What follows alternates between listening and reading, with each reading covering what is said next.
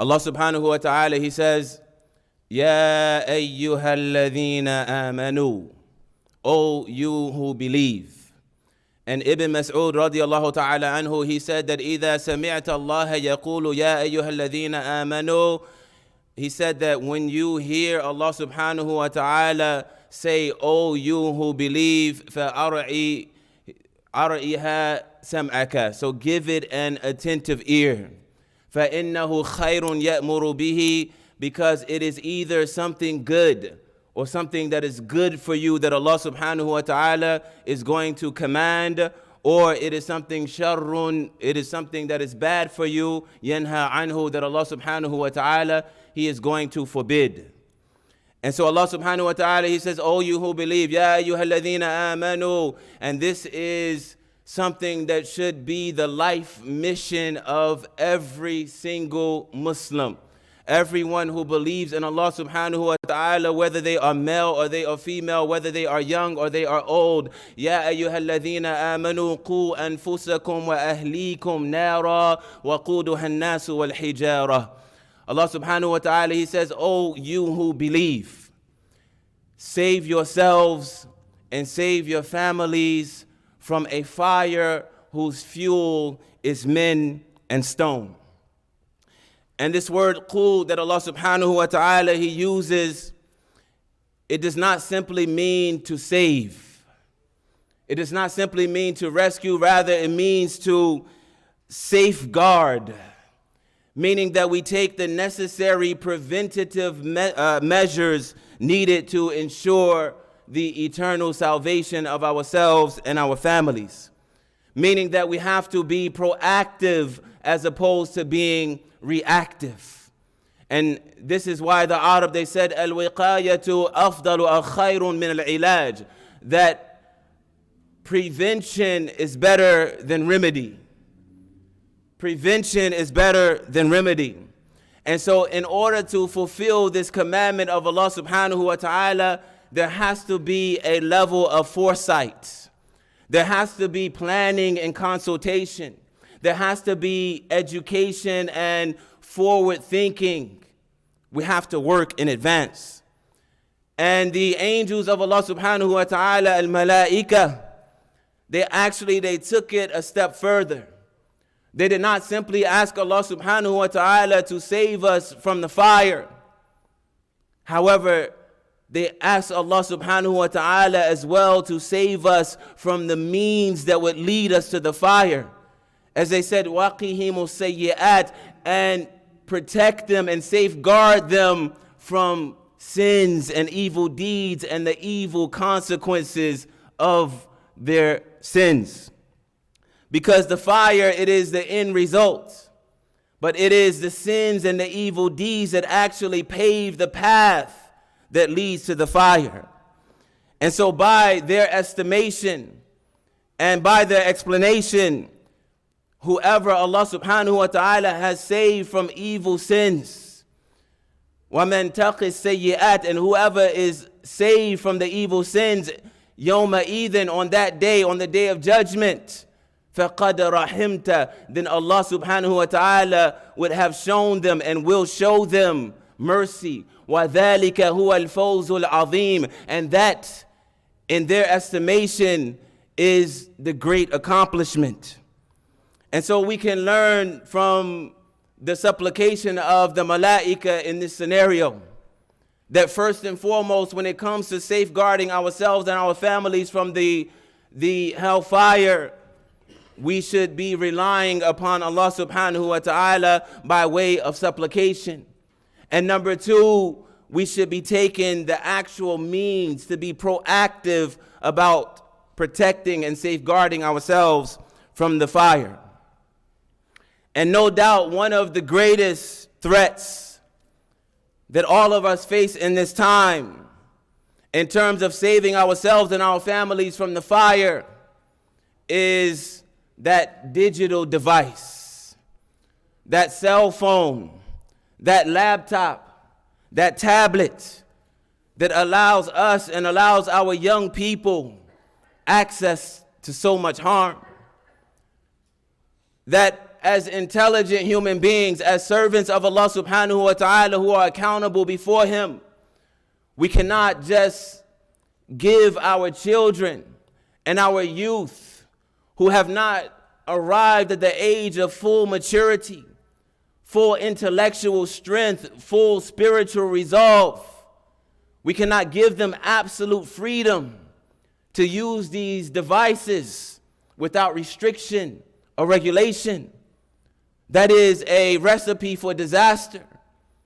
And the Prophet ﷺ, he said, "Ala kullukum ra'in." He said, behold, each and every one of you is a shepherd. Wa kullukum mas'ulun an ra'iyatih. And every single one of you is mas'ul. And this comes from the Arabic word sa'ala, which means to ask. And so the mas'ul is the one that will be asked, the one that will be held accountable for those whom Allah subhanahu wa ta'ala has placed under their charge. And so as parents, we cannot allow our youth to wander aimlessly and freely, hour after hour, with these devices. And another point that we can learn, or we can take from this verse, قُوا أَنفُسَكُمْ وَأَهْلِيكُمْ نَارًا, save yourselves and your families from the fire, is that Allah subhanahu wa ta'ala, He did not specify mother or father or sibling or child. That this is a command that is unrestricted. And the only thing that He specified is that the person is a believer. So this extends to anyone who is situated within a family. Then Allah subhanahu wa ta'ala, He is issuing this command directly to you. And Allah subhanahu wa ta'ala, He does not specify the living or the dead. He does not specify the born or the unborn. And so this can also include those who have preceded us into the hereafter. And this includes those who have yet to be born. And we know that there are many ways that we can actually benefit and safeguard those who have passed on before us, to provide them relief after they have actually left this world. And one of the ways is to make supplication, make dua to Allah subhanahu wa ta'ala, that waladun salihun yad'u Allah lak, a righteous child that calls upon Allah subhanahu wa ta'ala on behalf of the deceased is one of the means of alleviation from suffering and elevation for the rank of for those who have already passed. Yet another example of how we can safeguard the deceased is to actually relieve their debts. And Muhammad ibn Usama ibn Zayd, may Allah subhanahu wa ta'ala be pleased with them all, somewhat like the grandson of the Prophet alayhi salatu wasalam, because Zayd was formerly his adopted son. When he approached death and his time drew near, he was found crying by Ali ibn al-Hussein ibn Ali, the actual grandson of the Prophet ﷺ biologically. And so he asked Muhammad, "Why are you crying? What is the matter?" And so he explained that I have incurred such a large amount of debt, 15,000 dinar, 15,000 gold coins. And so he was worried that that debt was going to catch up with him or hold him back in the life to come. And so he became worried to the point that he was crying. And so Ali ibn al-Hussein ibn Ali, he said to him in that moment that this debt is now mine. Your debt, that thing that you are worried about in this moment, I have taken it upon my own shoulders, relieving the one who is about to die of burdens that perhaps would follow him beyond his death. As for benefiting the unborn, we can do this by leaving behind ilmun nafi', knowledge that benefits, that they would take that knowledge and they would apply that knowledge in their lives, And this would benefit us even beyond our own death. And by building institutions and organizations that are ready, prepared for them, safeguarding their Islamic identity before they are even born. And even the one who has yet to marry, what can he do to save himself and his family? Well, the first thing that this individual needs to do, as the Prophet ﷺ, he said, فَاظْفَرْ بِذَاتِ الدِّينِ, that at the beginning of the establishment of his family, he should triumph. He should set himself up for victory by choosing a spouse that possesses religion, that possesses deen. And this will also pave the way for his children and his offspring or her offspring to be raised inside of the proper environment for their eternal salvation. And so this is why I said that this should be the life mission of every single believer. Ya ayyuhalladhina amanu qu anfusakum wa ahlikum nara. O you who believe, save yourselves and save your family from the fire. بارك الله لي ولكم في القرآن العظيم ونفعني وإياكم بما فيه من الآيات وذكر الحكيم. أقول قولي هذا واستغفر الله لي ولكم ولسائر المسلمين من كل ذنب فاستغفروا إنه هو التواب الرحيم.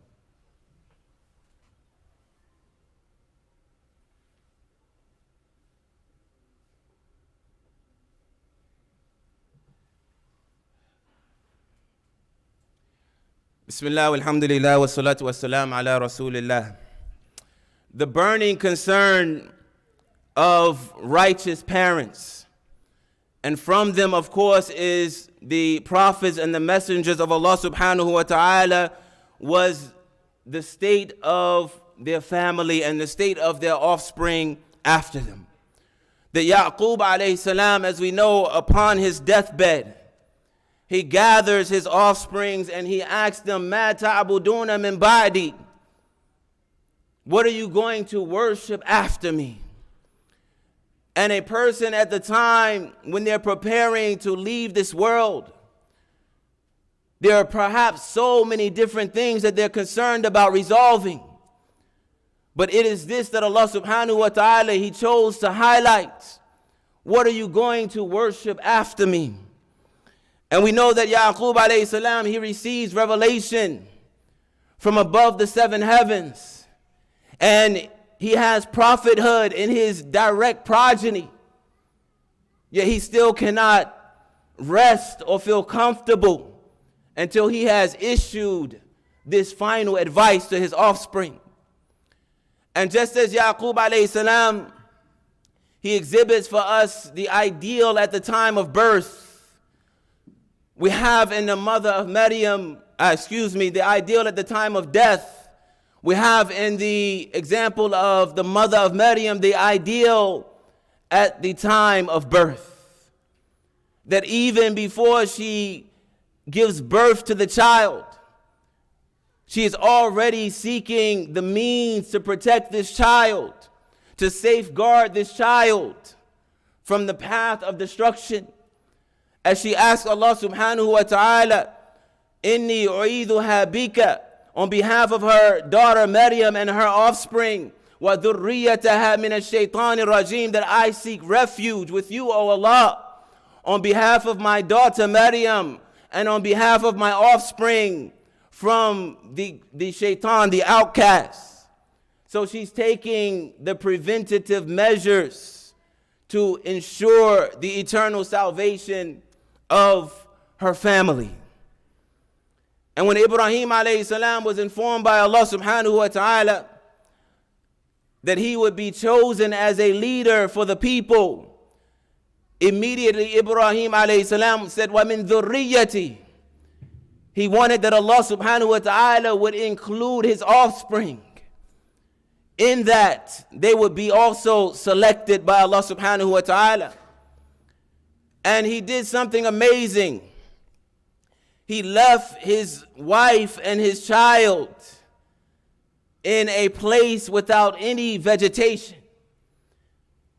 And the reason that he left them in this environment as he explained himself, he was looking for the proper environment that was conducive for their worship of Allah subhanahu wa ta'ala and for their ultimate salvation.